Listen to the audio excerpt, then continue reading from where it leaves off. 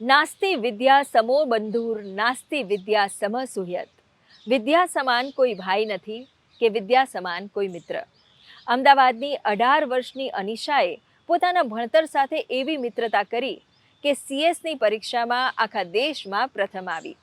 એક સામાન્ય પરિવારની આ દીકરીએ બતાવી દીધું કે કોઈ પણ કામમાં પૂરેપૂરા પરોવાઈ જઈએ તો કલ્પના કરતાં પણ વધુ સફળતા મળે છે.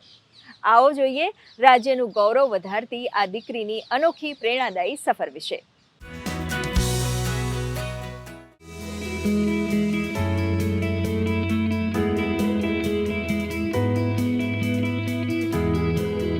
काफ़ी दिनों ऐसा भी लगता था मुझे कि मैं गिव अप कर दूं, मुझसे नहीं होगा, लेकिन मम्मी ने पापा ने बहुत ज़्यादा सपोर्ट किया, समझाया कि तू कर सकती है. जब से अनीशा बॉर्न हुई ऐसा लगा मेरे घर में लक्ष्मी आई है और वो लक्ष्मी की तरह ही है शुरू से ही. मेरे को ये विश्वास था मेरी गुड़िया के ऊपर कि वो ये अचीव करेगी. शुरू से ही मेरे को पूरा बिलीव था.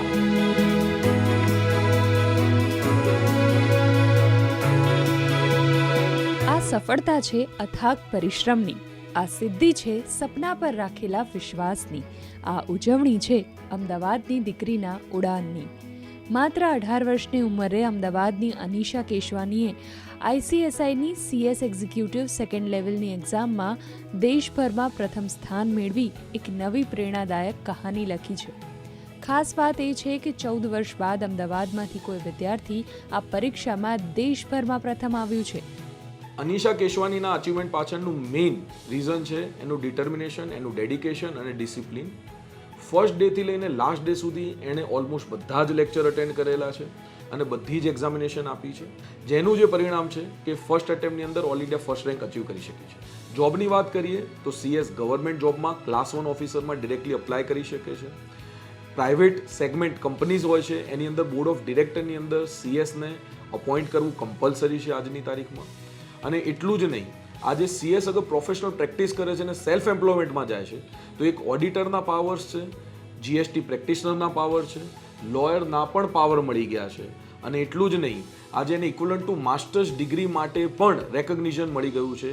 એ પણ IIM અમદાવાદ જેવી ટોપ લેવલ યુનિવર્સિટી આપેલું છે અને વર્લ્ડની મોર દેન 40 કન્ટ્રીઝે એને રેકગ્નાઇઝ કરેલું છે.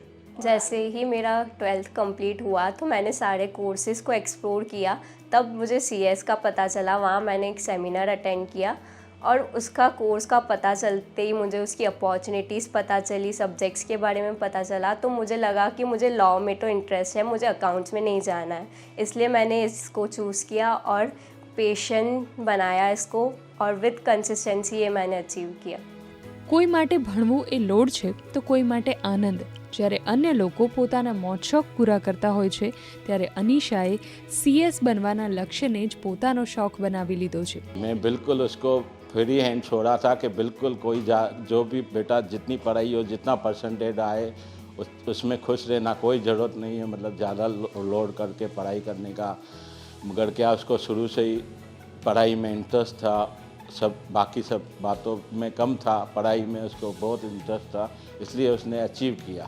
सोशल मीडिया ये सब चीज़ें बहुत ज़्यादा सबके लिए डिस्ट्रैक्शन होती है, तो मैंने इनसे काफ़ी ज़्यादा दूरी बनाए रखी और इसको डिसिप्लिन्ड वे में यूज़ किया. मैं जो भी पढ़ती थी बहुत आनंद से और दिल से पढ़ती थी. प्लस मेरा शेड्यूल ये रहता था कि 7-8 घंटे का कोचिंग रहता था, फिर घर आके मैं उसी चीज़ का सेल्फ स्टडी करती थी, रिविजन्स करती थी और जो टेस्ट सीरीज़ और राइटिंग प्रैक्टिस होती है उनने बहुत ज़्यादा हेल्प किया मेरी ये अचीव करने में.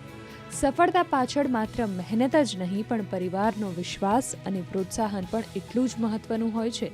અનીશાના માતા પિતાએ પણ તેના સપનાને હંમેશા પાંખો આપી છે અને તેમને ભરોસો છે કે ફાઇનલ એક્ઝામમાં પણ તે ખૂબ સારા પરિણામ લાવી ભવિષ્યમાં ઊંચા પદ ઉપર પહોંચશે. कभी बीच में एक बार ऐसे हुआ था जब इसका सेकंड ईयर स्टार्ट हुआ तो थोड़ा स्टार्टिंग में ऐसे लगा कि मम्मा बहुत हार्ड है, फर्स्ट टेस्ट में इसका थोड़ा कम मार्क्स आए.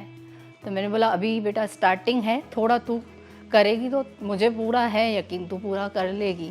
तो उसके बाद इसके अंदर फिर वो नहीं हुआ कि मैं नहीं कर पाऊँगी. पूरा वक्त पढ़ाई 10-10 घंटे, 11-11 घंटे इसने पूरी, अनीशा ने पूरी मेहनत की है। अगर आपने वो चूज़ किया है तो उसके लिए हार्ड वर्क करो, मेहनत करो, तो ही अचीव कर पाओगे। ऐसा नहीं कि आपने चूज़ कर लिया फिर डिस्ट्रैक्शंस में लग गए, वैसे अचीव नहीं होगा। तो बस आप मेहनत करो, उसके लिए फोकस रहो और कंसिस्टेंट बने रहो, तो ही अचीव करोगे।